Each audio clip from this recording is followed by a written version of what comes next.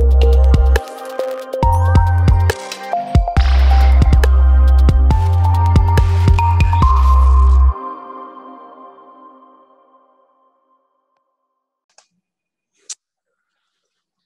c'est parti. Écoutez, bonjour à tous.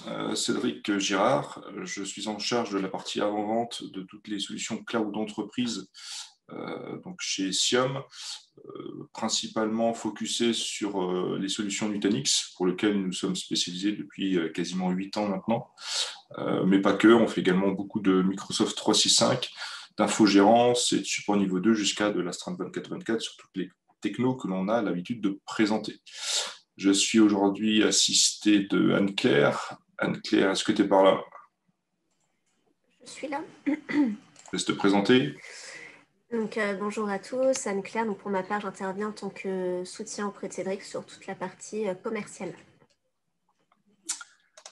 Ok. Et donc aujourd'hui, on va regarder un petit peu ce qui se passe sur tout ce qui est ransomware, serveur de fichiers, puisque ça fait énormément de bruit. Et malheureusement d'ailleurs, que ce soit bien autour de chez nous, tout le monde a connaissance d'une entreprise qui s'est fait hacker, entreprise de proximité, mais pas que. On voit également des très grands groupes pour lesquels on a raison de penser qu'ils ont quand même un certain niveau de sécurité, et pourtant, ils se font quand même biaiser par ce type de procédé qui est quand même relativement fourbe et pour lequel on va regarder aujourd'hui comment on peut s'en prémunir, alors peut-être pas totalement, mais au moins en partie sur certains axes de la sécurité pour lequel il est possible de travailler en fait simplement sur cette partie-là. Donc aujourd'hui, on va principalement parler de ces fameux ransomware, de comment votre serveur de fichiers aujourd'hui peut vous aider dans certains cas à détecter en fait ces ransomware, voire aussi à bloquer leur comportement qui, je le rappelle, engendre généralement des arrêts de production et c'est généralement pas qu'un seul jour ou pas que 4 ou 5 jours, mais on peut même parler en semaine, voire des fois même plus, voire jusqu'à, pourquoi pas, une fermeture directement de l'établissement en fonction de son activité et en fonction de l'importance de son système informatique. Donc aujourd'hui, on va parler, je récupère la main, aujourd'hui on va parler donc de la partie serveur de fichiers que Nutanix propose dans son catalogue et portfolio de cloud d'entreprise. Donc on connaît Nutanix aujourd'hui principalement pour tout ce qui est hyperconvergence, machine virtuelle, mais on aime quand même à rappeler que ça ne fait pas que ça, et loin de là. La partie hyperconvergence, c'est vraiment un socle qui permet aujourd'hui d'approcher une tendance que l'on appelle aujourd'hui cloud d'entreprise, à savoir ce que vous pouvez retrouver en fait chez Amazon, chez Azure, chez GCP, en termes de souplesse, mais directement chez soi on-premise avec un stockage de la donnée qui est maîtrisé, qui est directement chez vous. Pour autant, la brique sécuritaire aujourd'hui sur la partie serveur de fichiers vient généralement se compléter avec une partie microsegmentation pour lequel on a fait un précédent webinar sur le thème de Nutanix Flow et Flow Security Central, qui est un vrai hub de sécurité et qui vient en fait compléter cette approche d'isolation, de segmentation, de création de silos au niveau du réseau, et le tout très simplement avec le côté très intuitif que l'on connaît à Nutanix et surtout le côté efficace. Donc si on reprend aujourd'hui comment fonctionnent en fait les cryptolockers, on a généralement le même schéma qui se répète, et ce, quelle que soit l'entreprise. Dans un peu plus de 75% des cas aujourd'hui, voire plus, c'est une attaque qui arrive par email, qui passe au travers des différents systèmes de filtrage qui peuvent exister, qui arrive sur une boîte aux lettres pour lequel la thématique du mail est orientée par rapport à l'activité du salarié qui va malencontreusement cliquer sur le lien en question. Et ce lien-là va exploiter une faille de sécurité qui va être sur votre poste, qui peut être une faille qui n'a pas été corrigée par des mises à jour de sécurité ou une faille que l'on appelle 0D pour laquelle il n'existe pas encore de correctif. Et là-dessus, une fois que l'utilisateur final a cliqué, son poste se retrouve infecté. Alors, avec des échanges qu'il peut y avoir avec des sites malicieux, mais tout ça se fait en tâche de fond. D'accord ? Même l'antivirus aujourd'hui, dans ce que l'on a nous vu par le passé chez les personnes ou les entreprises qui s'y sont fait infecter, c'est passé au travers de la protection antivirale. Et à partir de là, le ver en fait se déploie et va se propager. Alors, le terme de latéralité de propagation du virus aujourd'hui, c'est quelque chose qu'on retrouve assez souvent et on va le voir un petit peu plus loin. Et c'est vraiment quelque chose qui permet aujourd'hui au virus, par des systèmes d'élévation de privilèges, de pouvoir en fait se diffuser sur le réseau, d'analyser un petit peu ce qui se passe et d'en déterminer en fait les points sensibles. Et à partir de là, une fois que les points sensibles ont été trouvés, les étapes 4 et 5 qui vont en fait lancer une prolifération du virus sur les OS pour lesquels il y a des failles de sécurité, vont lancer un système de cryptage sur des données dites sensibles, principalement les backups, principalement les partages sur les serveurs de fichiers, voire même les fichiers de base de données. Et donc là-dessus, il faut rester en fait très très vigilant puisque une fois que l'attaque est commencée, il faut pouvoir la stopper. Et c'est dès lors qu'on commence à vouloir la stopper que les dégâts commencent à se produire. Parce que même si l'exploitation informatique est devenue très compliquée, il nous reste généralement un petit morceau qui continue de tourner quelque part. Mais pour autant, dans le comportement, et on va le voir juste après, on va être obligé de tout bloquer pour faire le point un petit peu de ce qui se passe dans cette situation critique. Donc, d'un point de vue schématique, comment ça se passe? Aujourd'hui, si on prend votre infrastructure, donc on va avoir votre firewall qui va vous protéger sur tout ce qui est accès à Internet. On va avoir votre infrastructure pour laquelle vous allez avoir X postes clients avec des serveurs qui contiennent vos machines virtuelles, qui contiennent également vos applications métiers. Et là, on reprend un petit peu le cheminement de ce que l'on vient de dire précédemment, à savoir on reçoit un email provenant d'Internet. Malheureusement, et par manque de vigilance, on va cliquer sur le lien qui va permettre au virus de s'installer et donc de permettre une intrusion à quelqu'un d'extérieur directement au sein du réseau de l'entreprise. Et une fois qu'on a fait ça, qu'est-ce qui va se passer? Tout simplement, le poste, une fois qu'il est infecté, va venir par des systèmes d'élévation de droit se propager sur les différents workstations que vous pouvez avoir, mais va également user d'un système d'élévation de privilèges pour pouvoir prendre le contrôle de la partie serveur. Donc, serveur, bien évidemment, est généralement orienté Active Directory, qui va permettre après derrière de se propager directement sur les machines virtuelles contenant vos applications métiers. Et c'est là où on parle de latéralité de la propagation, puisque c'est quelque chose qui a un petit peu une topologie en étoile et qui va permettre aux cybercriminels de prendre possession et de se mettre à l'aise dans votre parc informatique pour l'étudier, parce que, encore une fois, ce n'est pas quelque chose qui se fait en quelques heures, hein, ça peut être quelques jours comme quelques semaines. Donc, il prend bien le temps de vérifier aujourd'hui comment vous fonctionnez pour en déterminer les points sensibles. Et à partir de là, une fois que toute cette petite étude a été menée, il va lancer l'attaque. Alors, lancer l'attaque, généralement un week-end. Et là, qu'est-ce qui va se passer? On va commencer à crypter les données sensibles. Et on va vous faire en fait une demande de rançon en Bitcoin. Alors, bien évidemment, vous allez avoir un petit email avec une adresse au Zimbabwe qui va vous permettre d'échanger avec le cybercriminel pour commencer à négocier, entre guillemets, la rançon pour que ce cybercriminel puisse vous redonner la main sur votre système informatique. Bien évidemment, et ce n'est pas moi qui vous encouragerai à payer ce système de rançon, puisque vous ne ferez qu'alimenter aujourd'hui ce type de procédé. Pour autant, le business is business, donc comment bien réagir? Alors, la première chose, pour ceux qui ont souscrit des cyberassurances, c'est prendre contact avec cette cyberassurance qui va vous mandater en fait une société spécialisée là-dessus. Et cette société va vous dire dans un premier temps, ce n'est pas compliqué, la seule solution, c'est tout simplement tout débrancher. Et là, à partir de là, c'est là que tout commence. Pourquoi? Parce qu'on peut potentiellement ne pas être préparé à cet exercice et pour autant, on se retrouve complètement nu face à la situation, complètement nu face aux méthodes qui vont être nécessaires pour pouvoir repartir et ce, le plus efficacement possible et surtout le plus sereinement. Qu'est-ce que j'entends par là? Une fois que le CryptoLocker s'est installé, cette société va vous dire, écoutez, votre Active Directory a été corrompu. Il vous faut maintenant repartir sur un Active Directory neuf, tout propre, avec des SID complètement différents. Et donc, ça va engendrer un lourd travail de détection de ce qui va tout, enfin sur tous les postes qui potentiellement étaient infectés. Donc, il va falloir passer une application qui est orientée détection de CryptoLocker sur chacun des postes en mode offline. Une fois que ce poste va être déclaré sain, vous allez le rebrancher et un par un, vous allez pouvoir faire remonter votre SI. L'idée là-dessus, c'est que certes, vous allez vérifier que vous n'avez pas de CryptoLocker dessus, mais par contre, votre Active Directory ayant été corrompu, vous allez devoir en recréer un nouveau. Et c'est là que le gros chantier commence à se profiler, dans le sens où vous savez que vous allez devoir repasser sur tous les postes pour refaire une jonction de domaine avec tous les inconvénients que cela peut occasionner.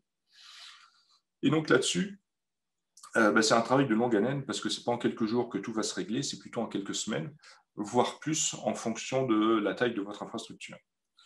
Et encore une fois, la société qui est mandatée là-dessus, elle n'est aujourd'hui missionnée que sur le résultat. Donc, peu importe le temps que vous allez prendre, c'est vraiment l'objectif à aujourd'hui de remettre la production en route, peu importe le temps que ça va prendre. Pour autant, le temps d'arrêt de production, c'est du business, quid également de la notoriété qui généralement fait écho puisque ce genre d'information fuit très rapidement dans la presse. Donc la réponse à ce type d'approche qui est proposée aujourd'hui par Nutanix, c'est tout simplement de se dire, partons du même constat, à savoir que les méthodes foncièrement ne changent pas du tout, mais pour autant apporter des solutions, notamment sur la partie intrusion, avec un système de détection, voire de blocage, qui aujourd'hui sera pourvu par deux solutions. La partie Nutanix Flow, donc, qui vous permet entre autres de faire de la micro-segmentation au niveau de votre réseau et donc au niveau de vos VM. Donc, il faut ni plus ni moins le voir comme une solution de firewalling au niveau du LAN entre vos VM, mais qui va vous permettre également de pouvoir vérifier tous les échanges pour lesquels les VM sont protégés par Nutanix Flow avec des IP qui pourraient être considérées comme malicieuses. Donc ça a fait l'objet d'un précédent webinaire pour lequel on va vous faire suivre le lien dans la zone de chat. Et sur la partie blocage, vous avez également Nutanix Files qui, en plus de faire la détection sur cette partie-là, va pouvoir vous permettre également de bloquer ce système de cryptage. Quant à la latéralité de la propagation, aujourd'hui, c'est principalement Nutanix Flow qui va vous permettre, au travers d'une micro-segmentation dont on vient de parler à l'instant, de pouvoir gérer des règles de firewalling orientées application. À savoir que vous allez pouvoir catégoriser vos VM, catégoriser vos flux, pouvoir industrialiser le positionnement de ces flux par rapport à du SQL Server, par rapport à du MySQL, par rapport à de l'Oracle ou par rapport à toute autre chose à aujourd'hui. Et cela va vous permettre en fait de pouvoir segmenter, de pouvoir isoler une application par rapport à une autre, même si ces VM-là sont sur le même réseau physique et sur le même VLAN. Donc on pourra y revenir un petit peu plus loin. Et une fois qu'on a réalisé cet exercice de mise en place de détection, de mise en place de blocage sur la partie serveur de fichiers, de la partie isolation au niveau du réseau au travers de la microsegmentation, on fait ce que l'on appelle en fait de la remédiation et de la sécurisation du réseau. Et donc pour en revenir sur le thème d'aujourd'hui, qui est plus orienté serveur de fichiers dans notre thématique, on va parler de Nutanix Files. Alors, Nutanix Files, aujourd'hui, c'est une plateforme qui existe depuis très longtemps chez Nutanix, puisque c'est un composant de la plateforme de cloud d'entreprise. Donc, on connaît beaucoup toute la partie VM, mais on va plus précisément aujourd'hui parler de cette partie serveur de fichiers. Si on reprend aujourd'hui l'approche du serveur de fichiers vu par Nutanix, on y reprend quelques axes de modernité, notamment la partie software defined. Encore une fois, Nutanix est un produit 100% logiciel, donc toutes les nouvelles fonctionnalités, tous les correctifs arrivent au travers de mises à jour. C'est pour ça qu'il y a un rythme relativement soutenu sur cette partie-là. Et encore une fois, cette partie software defined, ça fait vraiment partie en fait de l'ADN de Nutanix. Pourquoi ? Tout simplement puisque l'évolution que l'on connaît avec un rythme assez soutenu est aussi simple que la mise à jour d'une application sur un smartphone. Et ce, quelle que soit l'étendue en fait, du service que vous allez prendre auprès de Nutanix. Donc l'idée, c'est vraiment de pouvoir avoir un service qui est simple et évolutif dans le temps, dans le sens où vous n'aurez jamais à arrêter ce service-là. On prend l'exemple souvent d'un Windows Server pour lequel on a l'habitude de faire un petit redémarrage le week-end, notamment pour aller, on va dire, purger un petit peu l'OS au niveau de la RAM, mais également profiter du redémarrage suite à l'application de mise à jour de sécurité. Aujourd'hui, avec Nutanix, tout ça se fait à chaud et en courte journée. Il n'y a plus d'arrêt de production pour ce service-là. On y apporte également de l'intelligence. Alors, on pourra en revenir un petit peu plus loin. L'idée, encore une fois, c'est vraiment d'apporter des briques technologiques qui viennent au fur et à mesure du temps et au fur et à mesure des évolutions des menaces. Data et API Driven, il faut savoir qu'aujourd'hui, chez Nutanix, tout ce qui est applicable au travers des consoles est d'abord développé en API, ce qu'on appelle l'API First, c'est-à-dire qu'on peut tout aujourd'hui piloter au travers d'un système d'API mis à disposition par Nutanix. On a également toute la partie résilience et performance, donc on va le voir un petit peu plus loin, notamment dans l'architecture, mais Nutanix aujourd'hui Nutanix Files a été conçu pour faire en sorte, de ne jamais arrêter la production, mais également d'assumer un certain niveau de service, tant sur la performance que sur la partie SLA. Et cette partie philosophie software defined vous permet également de pouvoir s'intégrer sur des positionnements type cloud hybride ou seulement full cloud on-premise. L'idée étant de pouvoir considérer qu'avec Nutanix aujourd'hui, vous pouvez hybridifier votre cloud sans pour autant avoir des mises à jour majeures ou des étapes projets qui sont lourdes de conséquences. Donc sur cette partie software defined, ce qui est important de préciser, c'est que chez Nutanix, vous pouvez mêler ce service de fichiers directement au parc de votre VM. C'est-à-dire que sur une même infrastructure matérielle, vous pouvez très bien déployer à la fois l'hyperconvergence avec la virtualisation de vos serveurs, mais également d'y ajouter, et ça, vous pouvez le faire d'un point de vue licensing gratuitement chez Nutanix à hauteur du 1er Tera, puisqu'en fait, chaque client qui est possesseur aujourd'hui d'un cluster Nutanix va pouvoir mettre à disposition ce serveur de fichiers à hauteur du 1er Tera sans avoir à acquérir de licences supplémentaires. Donc, bien évidemment, pour les plus grosses infrastructures qui le nécessitent, on peut dédier en fait des clusters également sur cette partie Nutanix Files. L'idée, tout simplement, c'est encore de considérer que cette solution se déploie en quelques minutes, que ces mises à jour se font avec cette fameuse philosophie one-click qu'on connaît à Nutanix, que cette partie service de fichiers est compatible avec n'importe quel type d'environnement, aussi bien du Windows avec du SMB, alors 2, 2.1 ou 3.0 en termes de support, mais également sur la partie NFS pour la partie Linux. Un même partage aujourd'hui peut être accédé en SMB et en NFS. C'est pour ça qu'on est multi-protocole. La partie Nutanix Files aujourd'hui peut être déployée sur des clusters à base de VMware ou à base d'AHV. Et l'idée, c'est que dans ce service de fichiers, vous allez également pouvoir opérer, mais ça fera partie d'un webinaire prochain, sur cette partie Nutanix Files de la partie plan de reprise d'activité, à savoir répliquer ce serveur de fichiers d'un site à l'autre à base de réplication Nutanix. Je passe rapidement dessus. L'idée, encore une fois, c'est de bien considérer que vous êtes compatible avec les grands hyperviseurs du marché, notamment VMware ESX, mais également Nutanix AHV. Alors, il faut savoir qu'aujourd'hui, chez SIOM, depuis à peu près plus de 2 ans, on ne déploie plus que sur des nouvelles installations du Nutanix AHV. Il me reste encore 1 ou 2 clients qui sont en train de migrer vers de l'AHV, mais Nutanix AHV est vraiment un hyperviseur aujourd'hui qui a pris tout son sens. Pour lequel précédemment il était un petit peu freiné, notamment par rapport aux outils de sauvegarde, mais pour lequel maintenant, depuis un petit peu plus de 3 ans maintenant, Vim sauvegarde également Nutanix AHV entre autres. On choisit son hyperviseur, on choisit également son constructeur matériel. Aujourd'hui, on n'est pas loqué sur du Dell, on n'est pas loqué sur de l'HP, c'est vraiment le client qui choisit sa plateforme matérielle. En termes de déploiement, vous pouvez très bien avoir, encore une fois, matériellement, des clusters hybrides, des clusters full flash ou des clusters NVMe, peu importe, qui soient hybrides, tant sur la partie VM que sur la partie file services aujourd'hui, au sein d'une même plateforme matérielle. Mais vous pouvez également le faire sur des clusters dédiés ou également sur des petits serveurs Edge, pour des petits besoins sur des sites distants. L'idée, encore une fois, c'est tout simplement d'avoir un modèle de licensing à la volumétrie consommée. Donc, l'unité la plus simple de compréhension. Là-dessus, une fois qu'on a bien spécifié ces ABAC sur la partie hyperviseur, matériel, etc., il est bien important de considérer aujourd'hui que Nutanix Files est une réponse à des problématiques de perte de données ou de contraintes suite à des pannes matérielles. Si on fait un petit peu la liste exhaustive de ce qui peut vous arriver à aujourd'hui, on peut très bien avoir des problèmes de disque, des problèmes de nœuds, des problèmes de châssis, voire des problèmes d'armoire en termes d'alimentation. Vous pouvez très bien avoir une défaillance de service qui va vous faire redémarrer sur un site distant. Et vous avez le thème d'aujourd'hui qui est les attaques malicieuses pour lequel vous allez devoir forcément répondre un jour ou l'autre. Donc si aujourd'hui ça n'a pas été votre cas, tant mieux. Continuez à toucher du bois, venez me voir pour toucher de la peau de singe. L'idée tout simplement c'est de considérer que cette attaque peut ou va arriver et anticiper en fait les actions qui vont être nécessaires pour être préparé à ce type d'événement.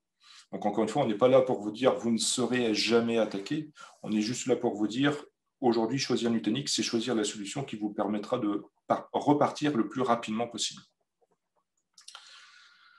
Donc derrière, en termes d'architecture, comment fonctionne Nutanix Files? Tout simplement, vous avez en fait un cluster de VM, alors qu'on va appeler les file server VM, donc qui sont composés alors, soit d'une seule VM pour des petits sites, ou alors un cluster de 3 VM pour gérer la haute disponibilité. Donc là-dessus, les systèmes de partage sont équitablement répartis pour notamment assurer la performance, mais également la résilience, notamment sur la partie mise à jour. Et dans ce Nutanix Files, vous allez avoir en fait une VM qu'on va appeler Files Analytics, qui va permettre de collecter tous les events et qui va venir en fait auditer tous les processus qui vont générer des transactions au niveau fichier. L'idée tout simplement, c'est qu'une fois qu'on vient collecter toutes ces informations, on est capable de pouvoir les traiter et vérifier si notamment ces comportements sont considérés comme malicieux ou non.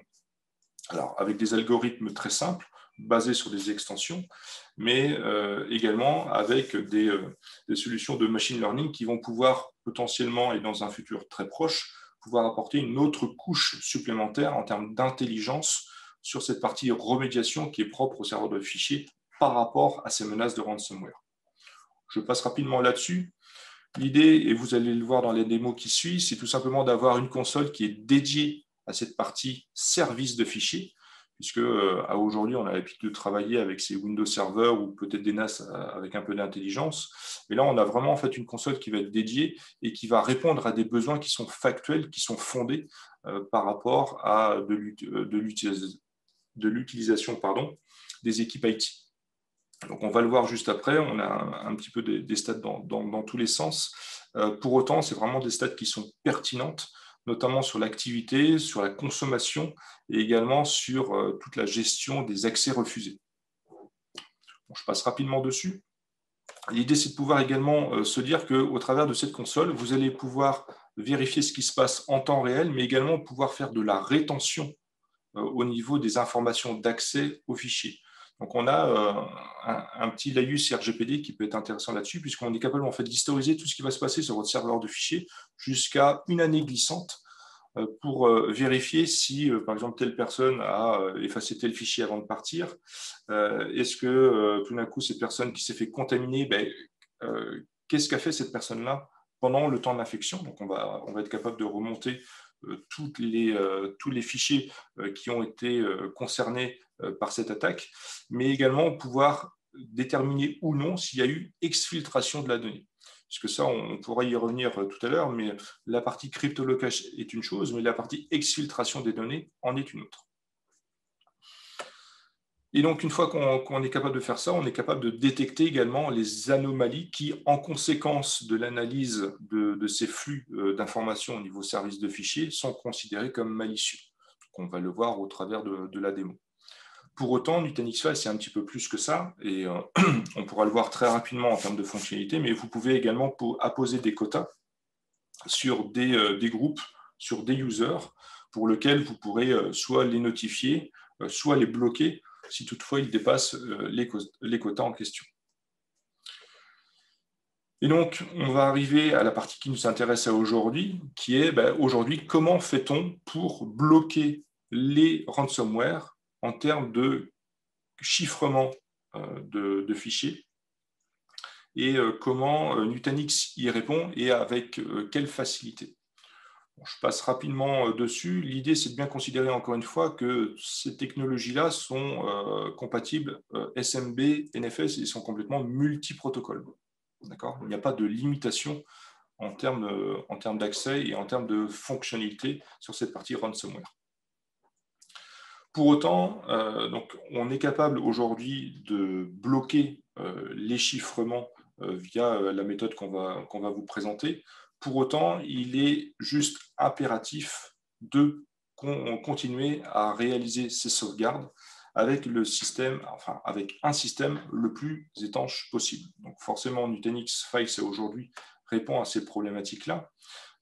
Dès lors que vous travaillez avec Nutanix Files et donc des systèmes de sauvegarde, on procède au travers de l'appliance de sauvegarde à un snapshot de la partie Nutanix Files qui va permettre en fait d'une manière incrémentale de sauvegarder à partir d'une foule un jeu de sauvegarde incrémentale qui ne va contenir que la delta de données modifiées par rapport à la sauvegarde incrémentale précédente. Donc là-dessus, Nutanix met à disposition ce qu'on appelle le CFT, le Change File Tracking. Et si on reprend l'équivalent de chez VMware avec le Change Block Tracking sur la partie incrémentale des machines virtuelles, on reprend exactement le même mécanisme. D'accord ? L'idée, c'est juste que derrière Nutanix, une fois que Nutanix, au travers du CFT, a fait le calcul des données modifiées par rapport au précédent snapshot incrémental, va monter en fait ce volume à disposition du serveur de sauvegarde qui, lui, va pouvoir rapatrier ces éléments-là et les considérer comme sauvegarde incrémentale dans son jeu de sauvegarde. Donc, chez Siom, on va proposer principalement de l'IQ qui fait ça très bien aujourd'hui. Pourquoi ? Parce que IQ est, à notre sens, l'outil de sauvegarde qui est le plus proche de Nutanix en termes d'évolution et en termes de support au niveau de ces différentes features. Donc, IQ aujourd'hui est notamment compatible pleinement avec toute la partie CFT.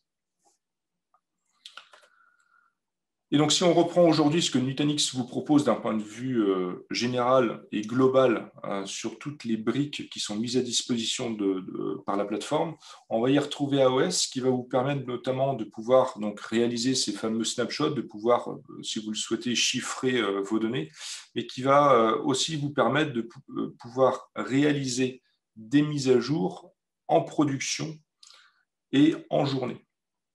Ça veut dire quoi ? Ça veut dire que toute la plateforme Nutanix, vous allez pouvoir la mettre à jour comme une application sur un smartphone pendant que vos VM vont continuer à tourner.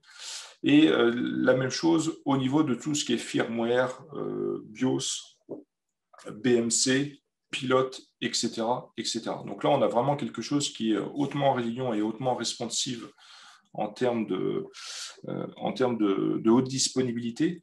L'idée, c'est vraiment de considérer les trois axes qui sont propres aujourd'hui à la partie ransomware, à savoir la prévention, la détection et la remédiation.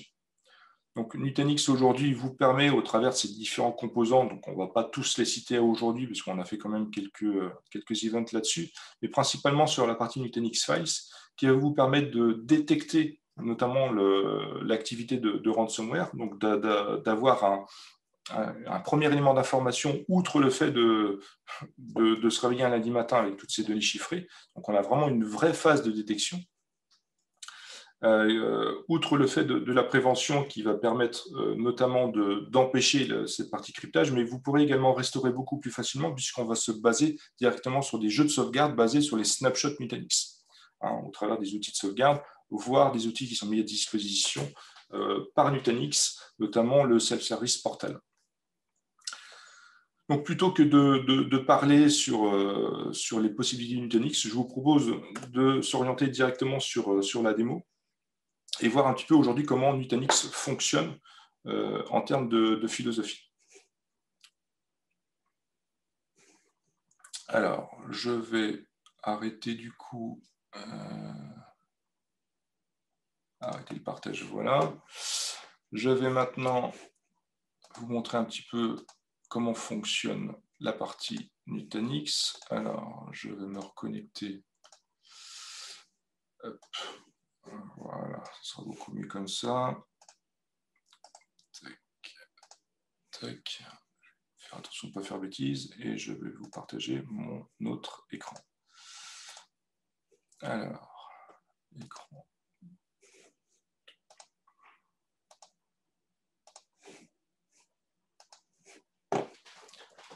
Tac. Donc, je vais m'authentifier sur mon prisme central, sur notre plateforme de démo,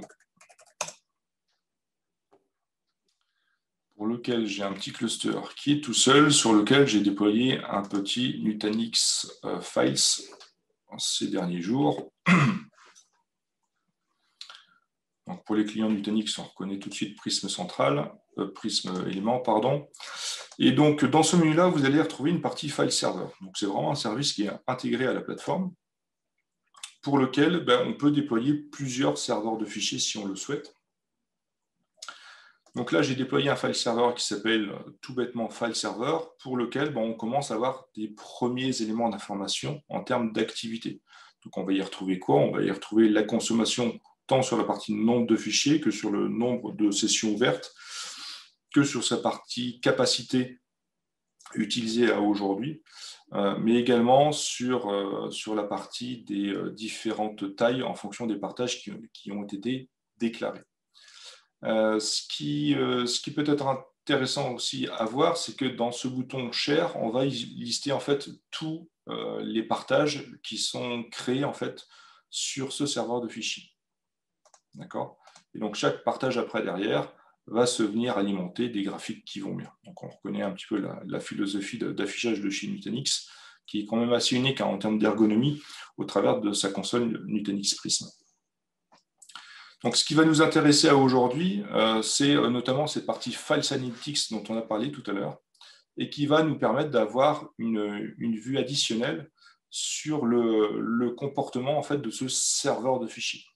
Donc là, on va vraiment être orienté sur une console qui est, je ne veux pas dire orientée métier, mais qui est orientée service de fichiers pour le coup, pour lequel on va y retrouver des grandes métriques, de manière assez synthétique, tant sur la partie statistique d'usage, donc vous allez pouvoir avoir les proportions d'usage entre les images, les vidéos, les différents fichiers qui peuvent être catégorisés comme bureautiques. Alors vous pouvez vous-même personnaliser cette partie-là si vous le souhaitez, avec vos propres catégories. L'idée, c'est vraiment de pouvoir avoir une vue d'ensemble, notamment sur les activités les plus coûteuses, soit en termes d'IO, soit en termes d'accès refusé, soit en termes de fichiers accédés, etc., etc. Donc, on a vraiment une console qui est très, très globale aujourd'hui, dans un premier temps. L'idée, tout simplement, après, c'est de se dire, voilà, je vais creuser un petit peu ce qui se passe.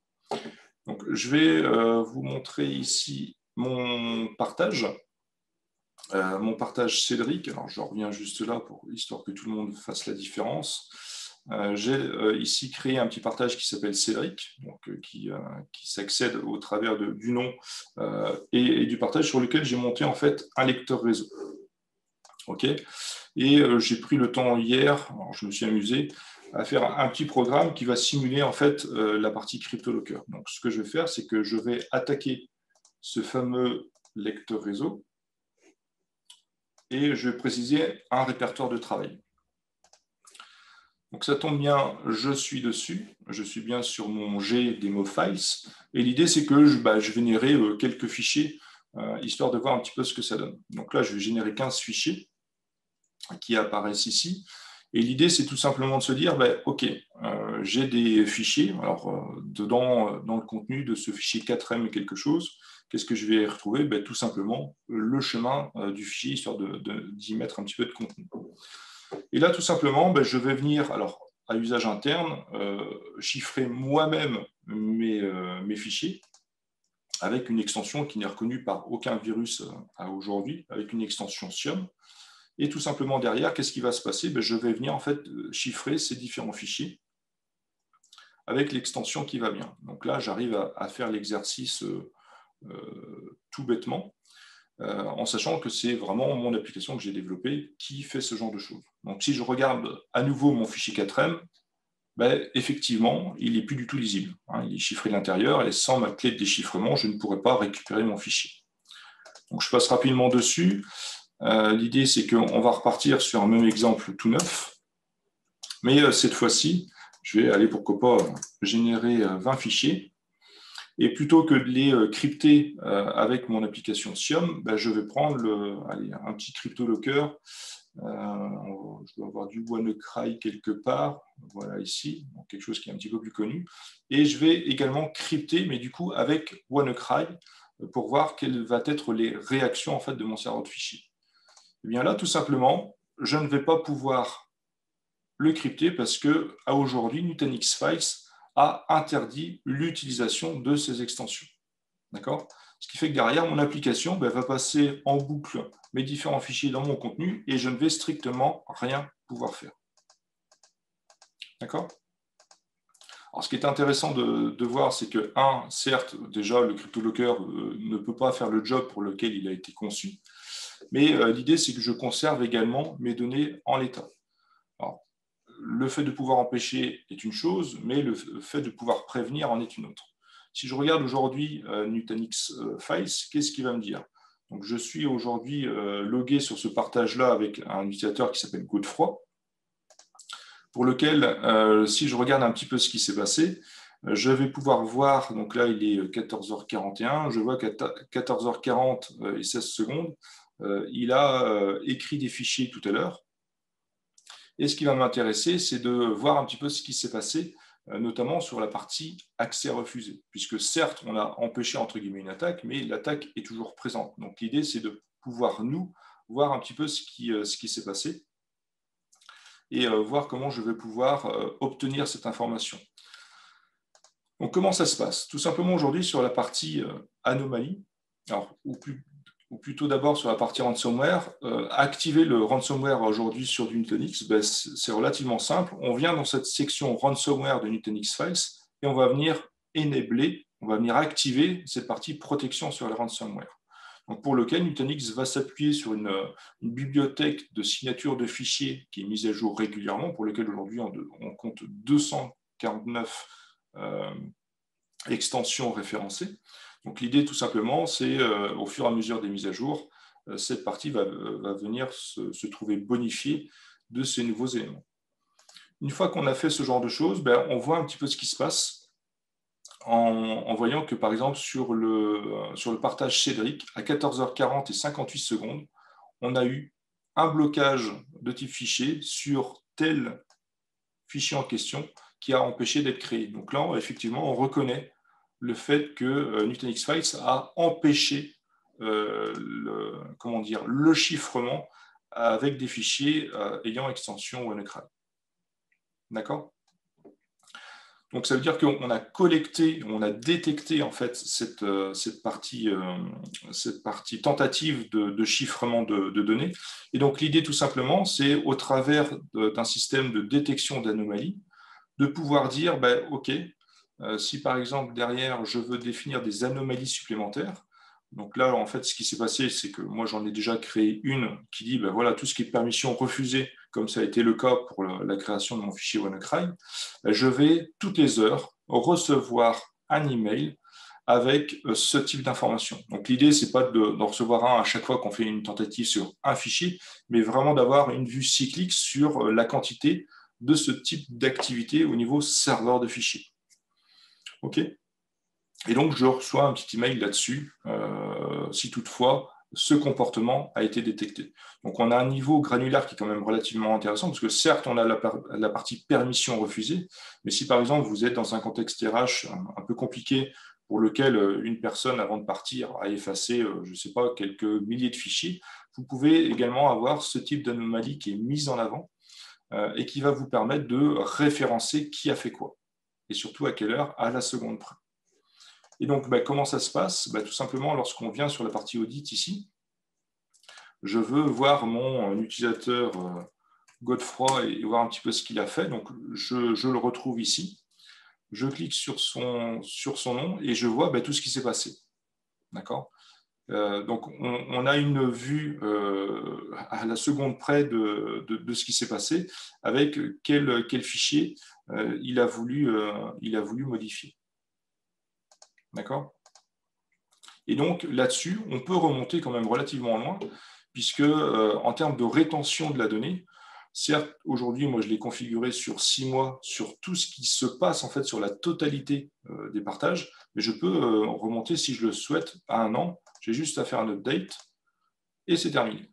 Nutanix Files s'occupe du reste. D'accord ? Que vous dire d'autre ? On a également la possibilité de faire des reports. Donc, alors moi, je ne suis pas un gros faiseur très pointu de reports. J'aime bien me baser sur des choses qui sont déjà préfaites. Ça tombe bien, Nutanix en propose également. L'idée, tout simplement, c'est de prendre, par exemple, ce qui s'est passé, si je prends, par exemple, les events, et prendre tout ce qui s'est passé sur les permissions design, file blocking, par exemple. Okay, je fais mon run preview. Et je vois que derrière, je vais retrouver mon fameux Godefroy qui a essayé de créer mes fameux fichiers WannaCry dont on parlait tout à l'heure, à telle localisation, à telle heure précisément. D'accord ? Donc on a vraiment un contexte, certes sur la partie ransomware, mais qui peut être utile notamment sur la partie RGPD, puisqu'on va pouvoir identifier et remonter dans le temps et tracer tout ce qui s'est passé au niveau fichier. D'accord ? C'est des choses qui nous sont aujourd'hui de plus en plus demandées. Alors, je ne sais pas si vous aviez des questions. On arrive à la fin de cette petite démo. Je vous oriente directement, pour ceux qui sont connectés en Zoom, à profiter de la session chat ou de la session questions-réponses pour poser vos questions.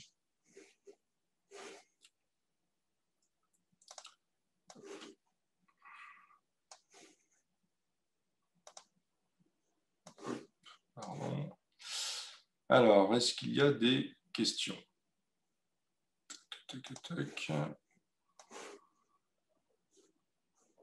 Pas pour le moment. Alors, une question de Christophe. Quelle est la différence avec un EDR? Est-ce que ce serait bien complémentaire à du Files plutôt destiné au serveur? Alors, un EDR aujourd'hui, là, on est vraiment plus axé sur le comportement de ce qui peut se passer sur la partie endpoint. Un EDR aujourd'hui va pouvoir s'installer sur des OS serveurs, sur des OS workstation, et va pouvoir venir fort de toute une intelligence qui est propre à ces solutions antivirales, d'analyser en fait les comportements des applications, et pour certains, et je prends le cas par exemple de chez Sophos, va pouvoir dire, ben voilà, aujourd'hui c'est normal qu'une application Word essaye d'accéder à des points doc ou des points docx, mais par contre un point exe autre que du Word qui accède, c'est peut-être pas forcément normal. Donc un EDR va pouvoir apporter cette intelligence-là aujourd'hui. Nutanix est plus là aujourd'hui pour prévenir ce type d'action plutôt que d'apporter une intelligence aussi poussée qu'un EDR. Donc à aujourd'hui, Nutanix Files, dans l'état des releases qui sont délivrées aujourd'hui, apporte un blocage sur la partie extension, vous aide notamment à faire de la micro-segmentation pour éviter cette latéralité de la propagation, et ne va pas aussi loin qu'un EDR, puisqu'un EDR s'exécute plutôt sur la partie endpoint. Là, on est vraiment plus focusé sur la partie serveur, sans oublier que l'EDR aujourd'hui est censé donc vous détecter ce genre de choses. Pour autant, derrière, on a eu des cas clients qui avaient des EDR et qui se sont quand même retrouvés pénalisés et bloqués par ce type de ransomware.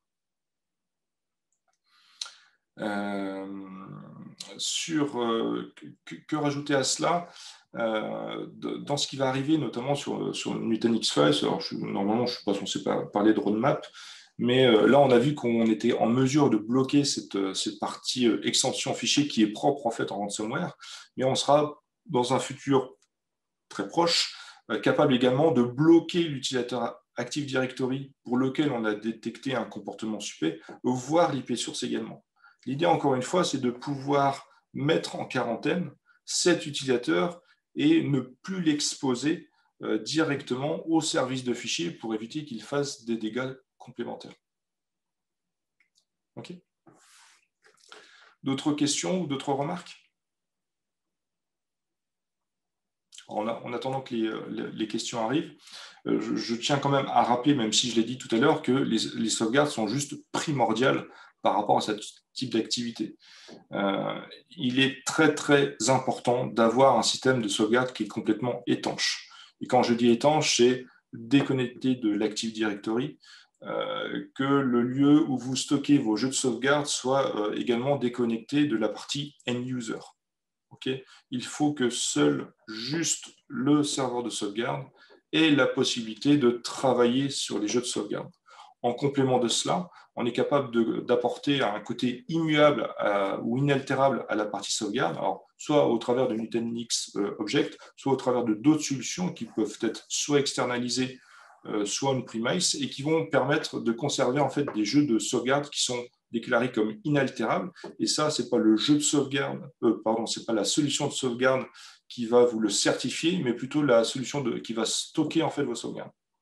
Donc on pourra en reparler, mais nous, on peut vous aider notamment sur la partie sauvegarde externalisée avec un service qui va vous permettre de pouvoir avoir des jeux de sauvegarde qui sont inaltérables et stockés en dehors de chez vous. OK, toujours pas d'autres questions? Ok, toujours pas. Bah, écoutez, il me reste dans ce cas-là, une autre de Christophe. Est-ce qu'on peut protéger Files, la partie AD?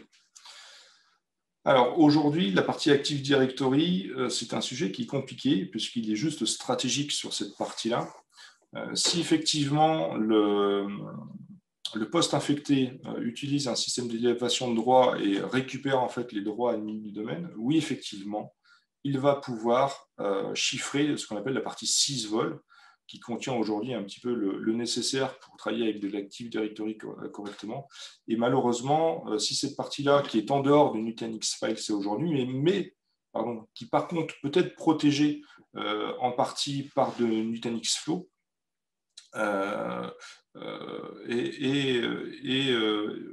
est très certainement problématique à aujourd'hui. C'est pour ça que Nutanix Files ne vient répondre qu'en partie en fait à cette problématique de ransomware et qu'une stratégie en fait d'isolation de vos applications est juste indispensable. Alors, sur à peu près, et en ce moment, sur 75% ou 80% des renouvellements d'infrastructures qui sont portés chez nous, il y a effectivement un volet sécurité vis-à-vis des ransomware. Alors, ça peut se découpler en plusieurs volets, hein, sur la partie serveur de fichiers, sur la partie micro-segmentation à travers Nutanix Flow, mais également sur la partie plan de reprise d'activité et sauvegarde. Donc, c'est vraiment une stratégie d'ensemble qu'on a l'habitude de mettre en place sur ces types d'écueils qui nous sont demandés en fait par nos clients et pour lequel on est capable d'apporter une stratégie qui est quand même relativement large et qui est vraiment complémentaire à toute la partie EDR. Et encore une fois, pour moi, la partie EDR, on est plus sur de la partie endpoint.